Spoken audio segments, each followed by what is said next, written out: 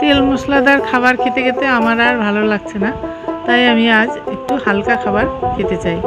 তাই জন্য আমি নিয়েছি একটু চাল, অল্প চাল আর মুসুর ডাল নিয়ে জল দিয়ে ভালো করে ধুয়ে নিয়েছি। দিয়ে এবার গরম জল বসিয়ে দিয়েছি সসপ্যানে। জলটা একটু গরম হলে তার মধ্যে দিয়ে দিলাম চাল আর ডাল। চাল আর ডালটা একটু, জলটা এবার ফুটে উঠবে চাল আর ডালটা, তারপরে আমি দিয়ে দিচ্ছি আলু আর পটল, মিষ্টি কুমড়ো সবজি, মানে যা ঘরে থাকবে সেটাই দেওয়া যায় পছন্দ মতো সবজি, কিন্তু আমার ঘরে এটাই ছিল তাই আমি আজ এই সবজিগুলোই দিলাম।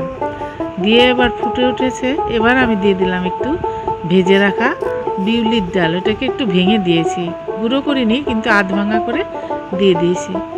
ওটা ফুটে উঠলে দিতে হবে, কারণ ওটা তাড়াতাড়ি সেদ্ধ হয়ে যায়। এরপর আমি দিয়ে দিলাম দুটো কাঁচা লঙ্কা আর একটু ঘি আর একটু দিয়ে এটাকে নাড়লাম। নেড়ে বেশ ঘন হয়ে আসবে, জলটা শুকিয়ে আসবে। এবার প্রায় হয়ে এসছে, দেখো কমপ্লিট হয়ে গেল। এবার তোমাদের যদি ভালো লাগে খাবারটা, তোমরা সাবস্ক্রাইব করো, একটু লাইক করো, আর তোমরা একবার বানিয়ে খেয়ে দেখো কেমন লাগে। এটা সর্ষের তেল দিয়ে মেখেও খেতে পারো, শুধু ঘি দিয়ে বানিয়ে, এটাও আলাদা টেস্ট হয়, এটাও ভালো লাগে।